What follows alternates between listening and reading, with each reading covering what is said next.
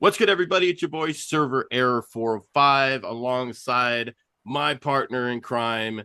We got the demented one, Joe Wolfgang. This is the Gorilla Booking Podcast, and we got three guests here. This is the first time we even had guests on the Gorilla Booking Podcast. I'm And you know like what? speechless. They are all close to my heart because they're actually all personal friends. Like these are all personal friends that I've hung out with. So that's even the better part about the whole situation. So I'm going to do the introductions, not you tonight. All right. So we're going to Here start comes with the heel the turn. There we first go. man. The heel turn is the first man I met, one of the first people I've met, a concert going friend of mine, Smithception, the guy who I lost to my first promo mania about. So everything Because you about him suck. That's is why. just legit. Yeah, everything about him is legit. He's a part of the IWC, but the thing is that his opinions have facts backing them up all the time. My other man with the title, Dior, running one of the best character works we've ever seen in a long time. But my man over here is just gonna tell you everything you need to know about who CM Punk is because that's one of his favorites. But last but not least, the guy who's technically sitting right next to me, who I just absolutely smashed a lot of alcohol with over the weekend watching SummerSlam. My man, Dre, right here. Give it up for all three of them. There you go.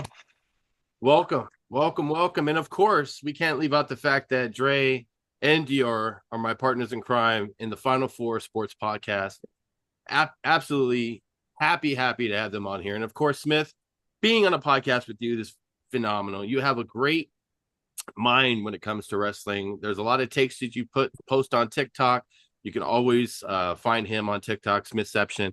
We're going to start with you because I'm very curious on what you thought of SummerSlam.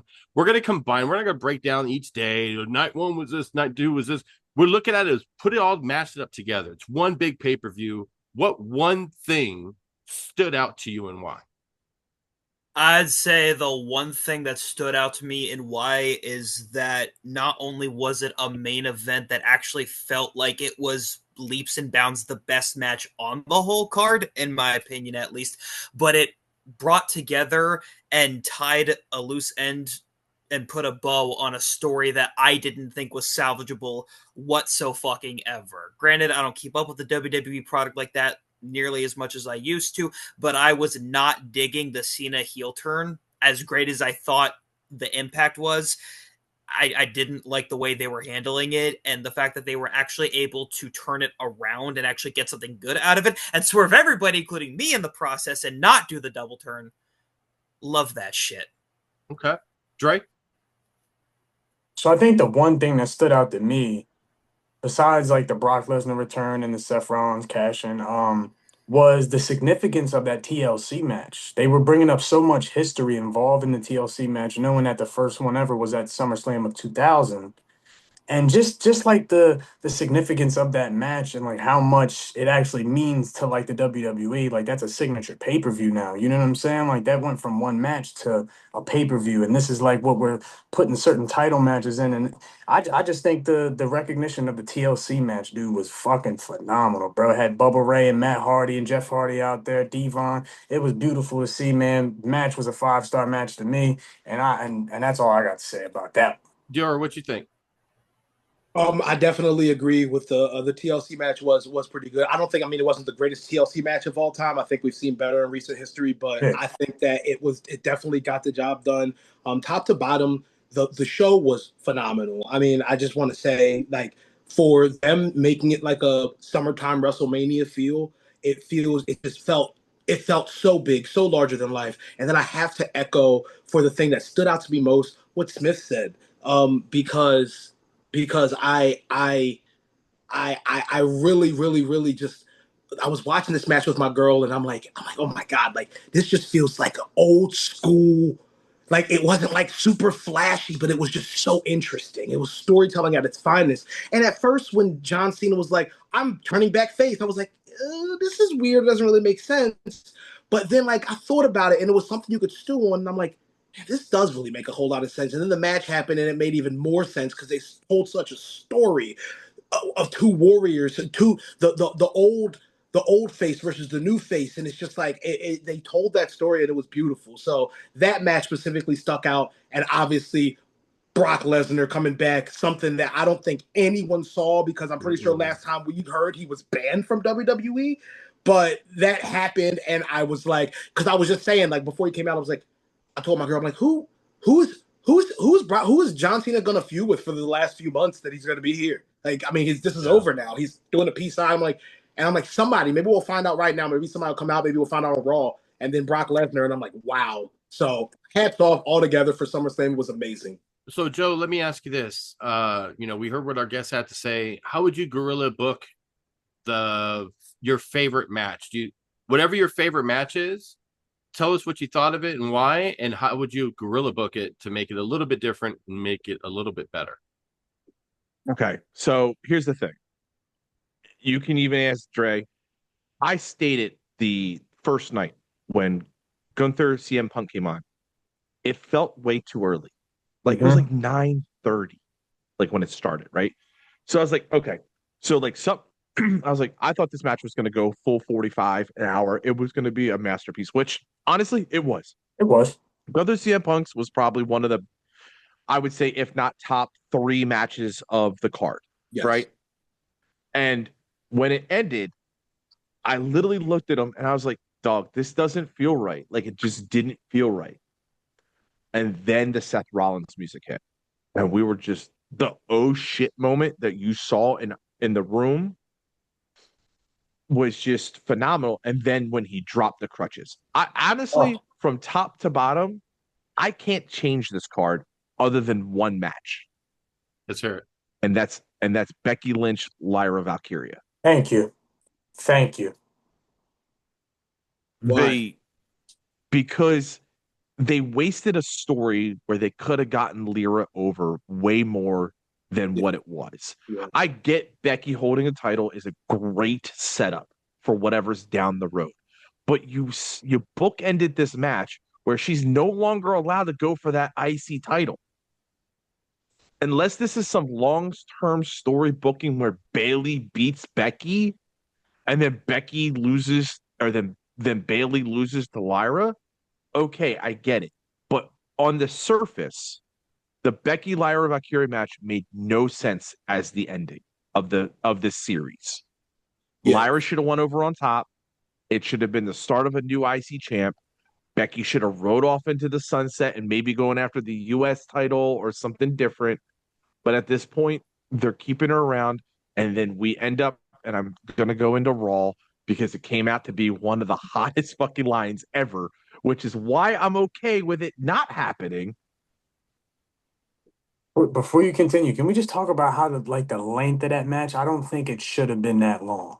No, it was took a few minutes off that. Yeah. It was a little long. I didn't have a problem with the length. I thought it hit everything like the way that it needed to. I don't know. Again, it just comes down to the finish. I get it. I mean, I think I really enjoyed that storyline for the simple fact that it's another passing of the torch story, and I'm really a fan of those nowadays because it's really setting up for the torch didn't get passed. The torch didn't get passed. Yeah, but I think that I don't think that it's the. I mean, I do think it's kind of a long-term thing. That's my thing. I don't think that it's just gonna end there. We've seen that recently with a lot of storylines WWE is trying to pull off because they have been really trying to work on their long-term storytelling. If you look at they fucking about to rehash Brock and Cena, dude.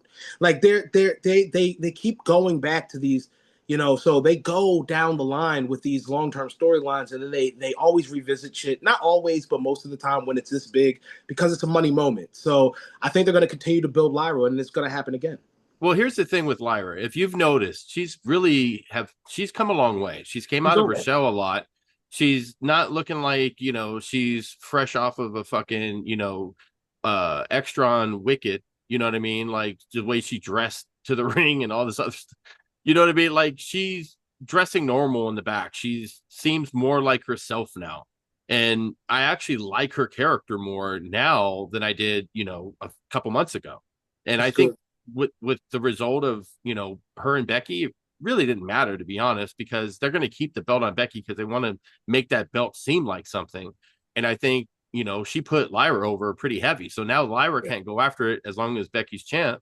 So it forces Lyra to, probably be in a feud with Bayley, maybe just keep that going and then finishing somewhere down the line. But outside of that, it kind of breaks her away from it without, it's forcing her because she still wants it. So it doesn't make her look bad. Like she's just quitting on that title. She wants the title. Now she can't have it. What else is going to happen to her?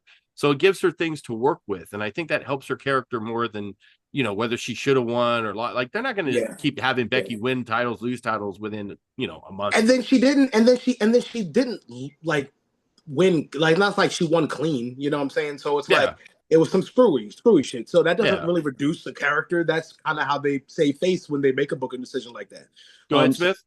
We'll see. I was going to say the two things that actually made me fine with the finish and that it was Becky that won is that one, fundamentally, babyface stories are more interesting when it comes to the chase, and then historically it's after they win it where they fuck it up. Notice how Lyra really didn't have much to do when she was the champion. And second, I am perfectly okay with, in theory, Becky Lynch being sort of the gatekeeper for the women's mid-card, because she's been overbooked to shit in the world title scene. You need something for her to do. Let her be that champion and basically be kind of how they treated Dolph Ziggler in a lot of ways for people who are coming up from NXT, where they are just that, the gatekeeper. Yeah. Put the best match you possibly can have with someone who is a seasoned veteran. Let them get back over, whether it's Lyra getting it back or it's somebody else while Lyra goes on to do bigger and better things like, I don't know, Miss Money in the Bank or Royal Rumble winner, and then someone else gets the chance to have a banger match with Becky and establish themselves as a women's IC champ. I'm fine with it. Yeah.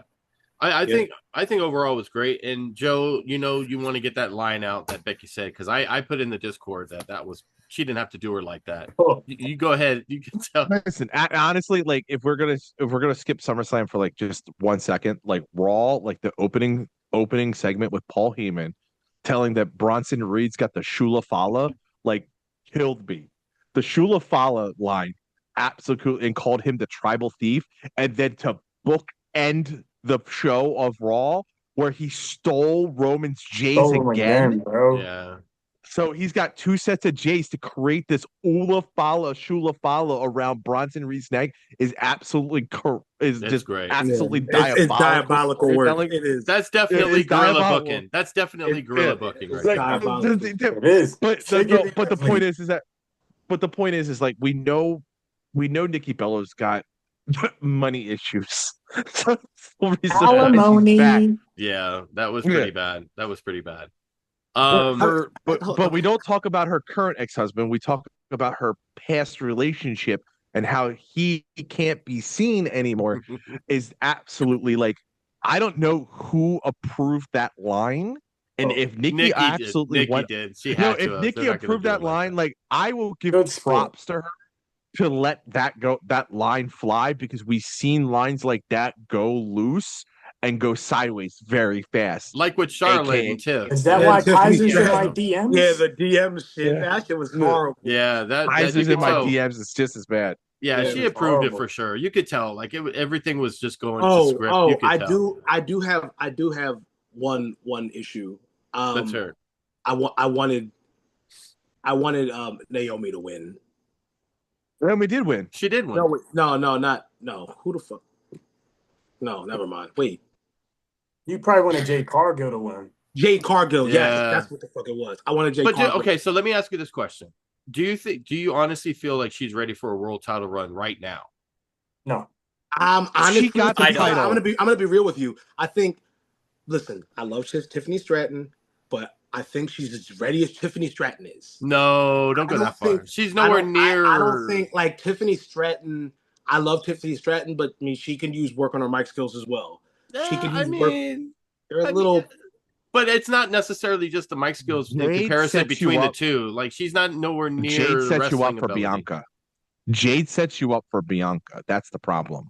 Because Jade Cargill is good at being a transitional champion. Yes. She looks good because she could hold the title for a short time and it would still look good. The problem is how you get it off of her, because you can't book her as this like China-esque beast. Yeah. Like, I mean, because that's what she looks like. She looks like a Yeah, but Black then you get China. people like Bianca Belair, Rhea Ripley. You can't book her like that against them. No way. Yeah. Oh, because she'd absolutely get absolutely cooked against someone like Oh, Bianca or Ripley. I just felt like for your first title reign, Tiffany Stratton has done great. I felt like 6 months was a fair amount of time. I felt like it was time for it to go, but I guess they have other plans.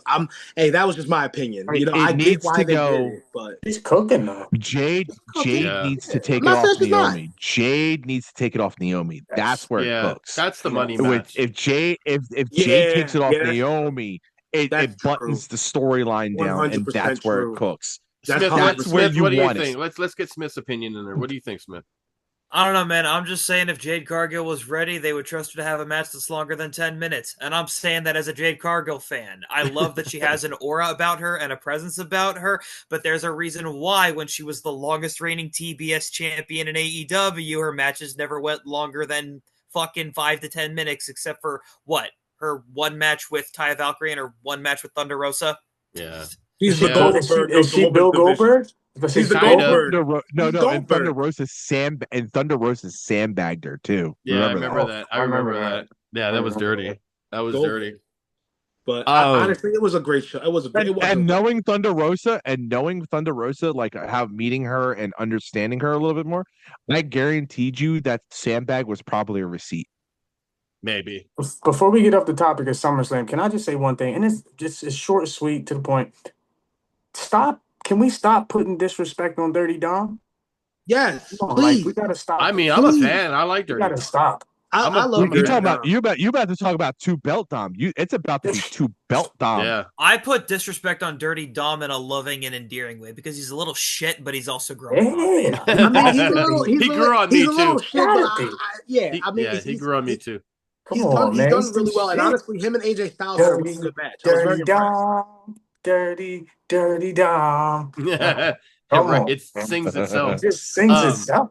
So the other thing I wanted to bring up SummerSlam, I mean, like I said, there's a lot of stuff to talk about, but we would be crazy if we didn't even bring up Seth Rollins. What did Cole call it? The heist of the summer. Heist of the. Did they say heist of the summer or heist of the century? Heist of the summer. It's ruse of the century. It's ruse of the century. I knew century was what they're claiming it. So they had heist of the century. He had heist of the century, shock of the century, because shock of the century was him turning on the Shield. Yep. Heist of the century was the first Money in the Bank cash in.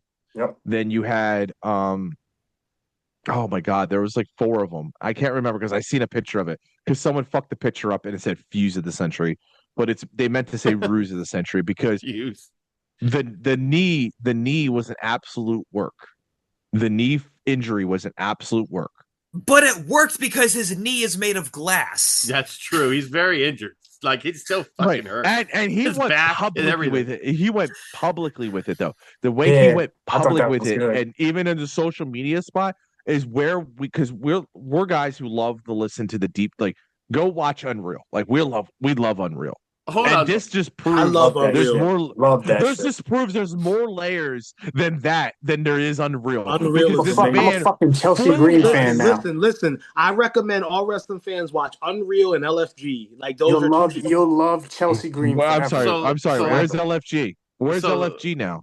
It's gone. It is.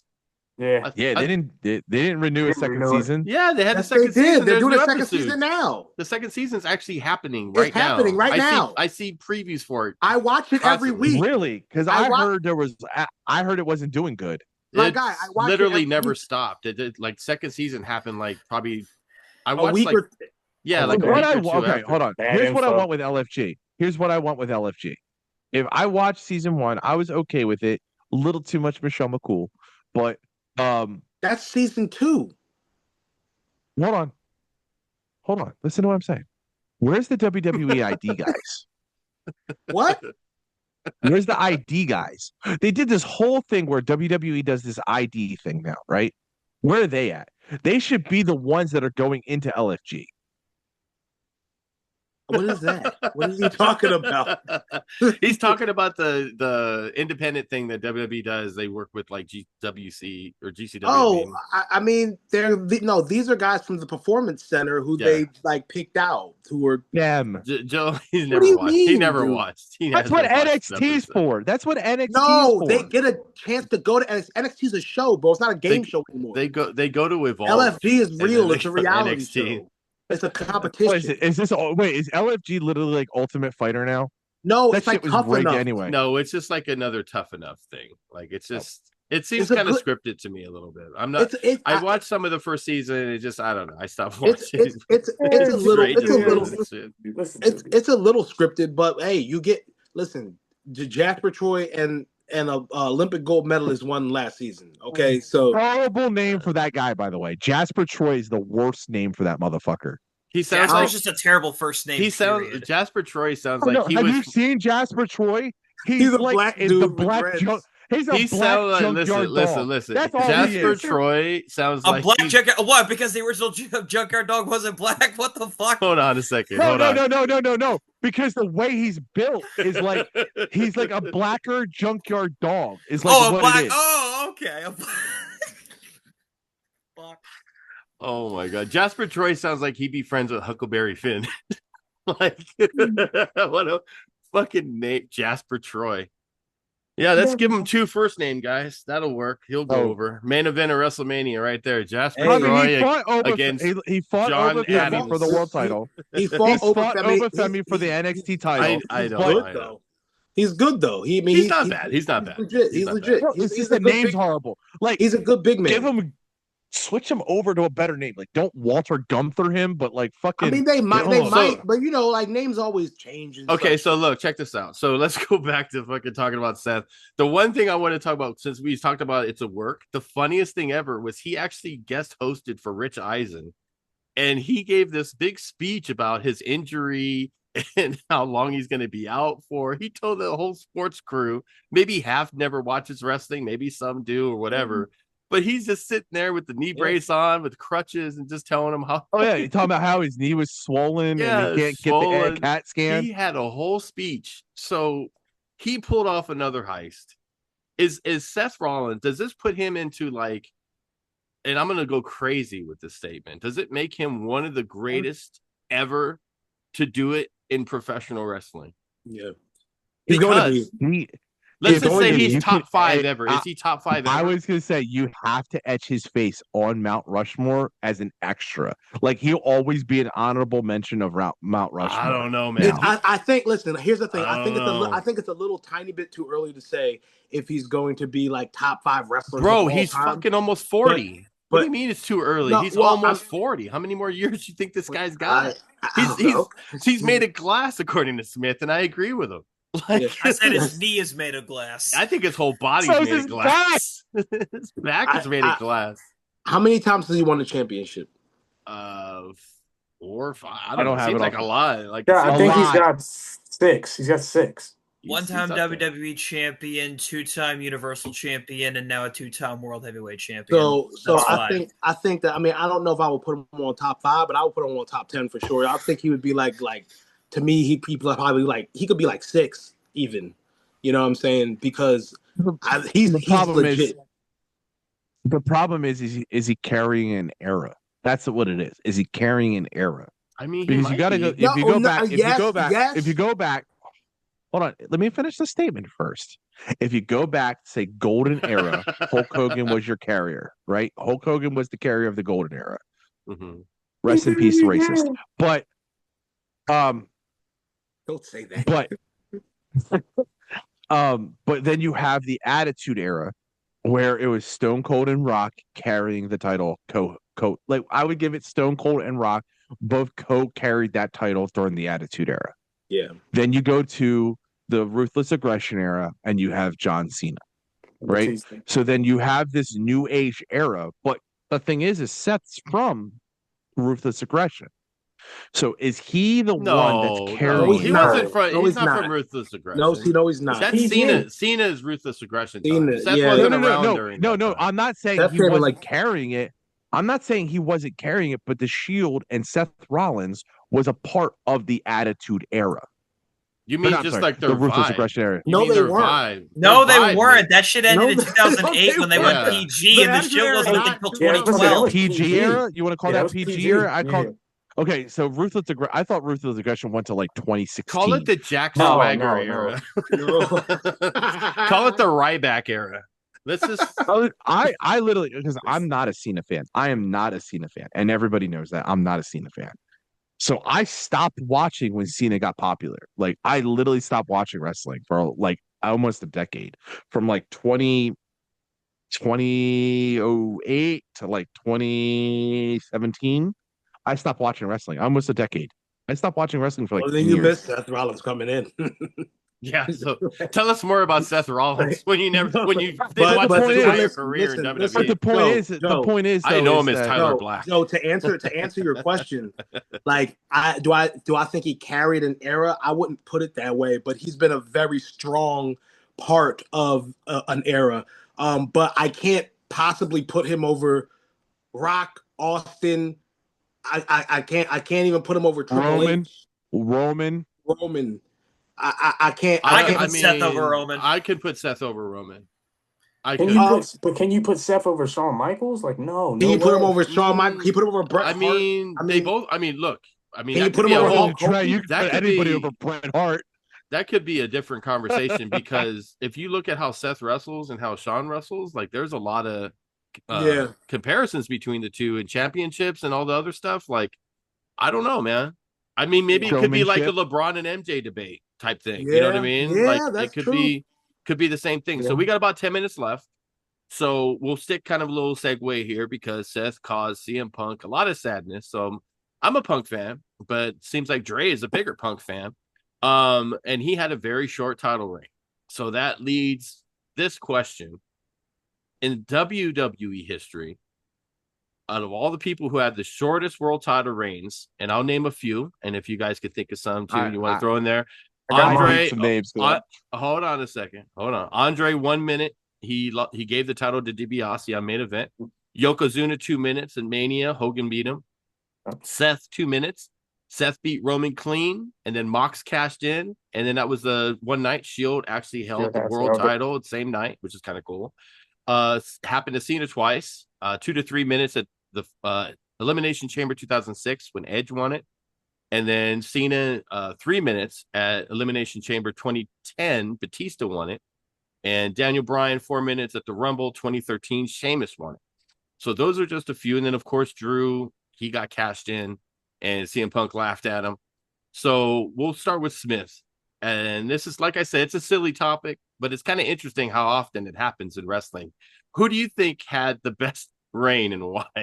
Does it have to be just like less than a day, or can it just be like a short? Like, are we just talking? I mean, let's just say less than a day, because if we get into like, this guy had it 2 weeks, then we're kind of really just like, going in a different direction, but less than a day. All right, fine. Less than a day. The boring but correct answer is Seth on the night that all three Shield members were the world champ.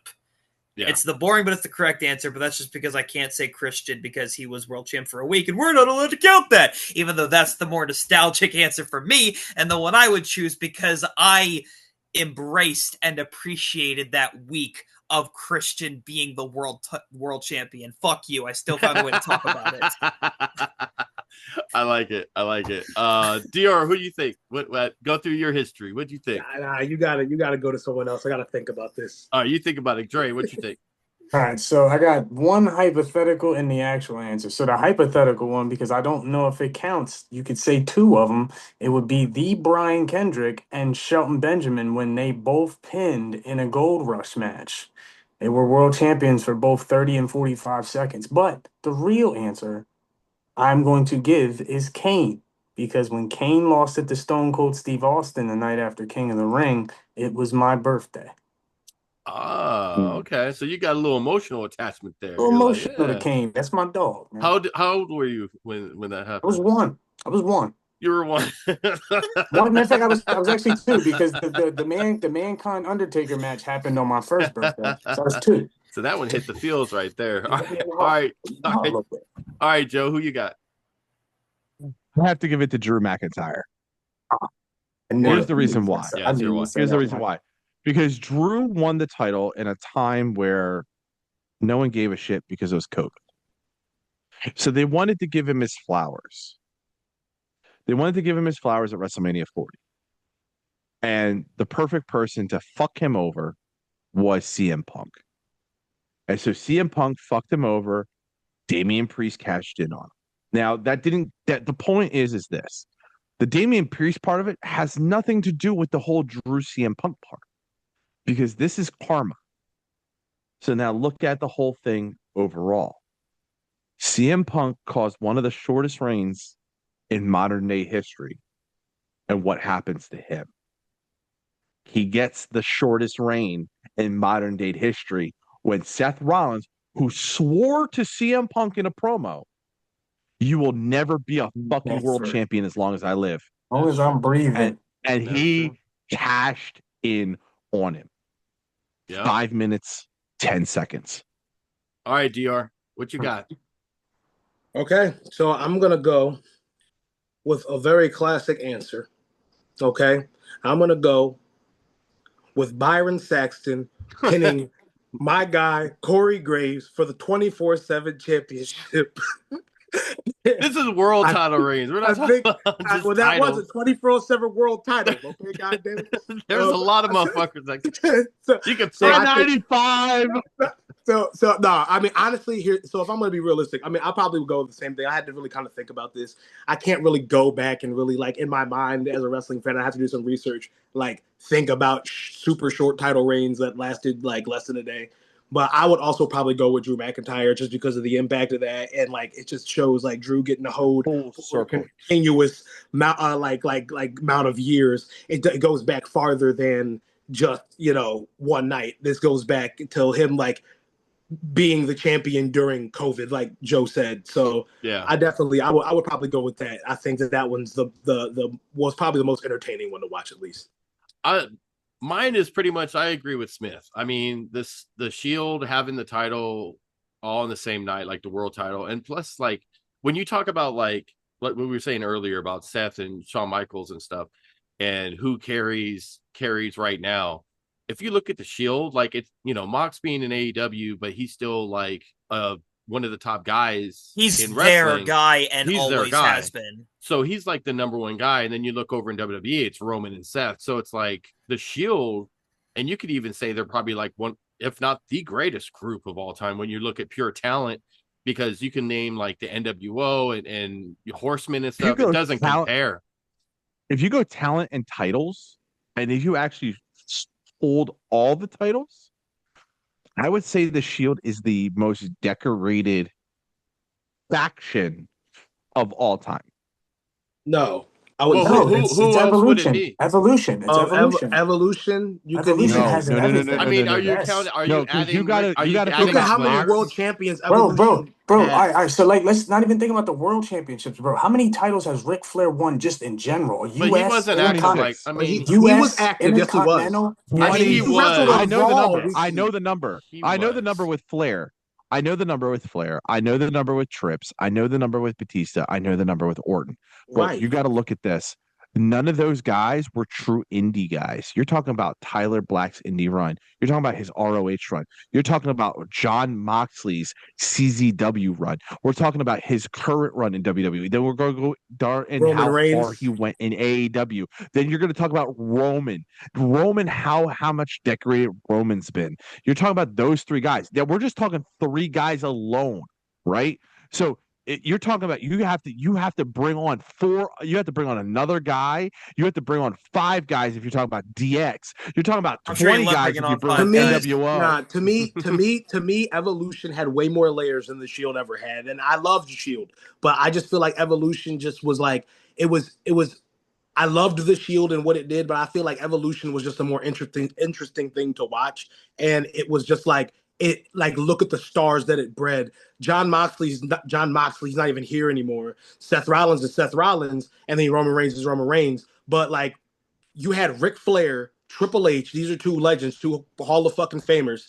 And then you got Randy Orton, who's on his way to the Hall of Fame once he retires. Then you got Batista, who I believe is also in the Hall of Fame. Like these, like this is an established. This is come on, man. This is history. So let me say, let me say this, because we have hold on. We have a minute and 30 seconds left. This is definitely something that we're gonna have to bring up on the next episode, because there's a lot of stuff that I'd like to say, and I know Smith can say some stuff to all of us, because I didn't even mean to like make this like a conversation. I didn't think it would be this heated. But like I said, we got about a minute left. I want to thank the guests for being here. Smith, thank you so much. On TikTok, Smithception, Dior, and Dre. You can see us on the Final Four Sports program. And of course, you got Joe Wolfgang, the Demented Man himself, my co-pilot here. We're just doing it. We're going to have all the links in the details below for everybody. Also, check out the Look It's a Podcast channel as a whole. Subscribe, like, share. Let everybody know about it. Support the other shows. We're a very supportive group of content creators. We're all trying to grow. So thank you guys for watching. We'll talk to y'all soon. Enjoy the rest of your week. Dirty Dre.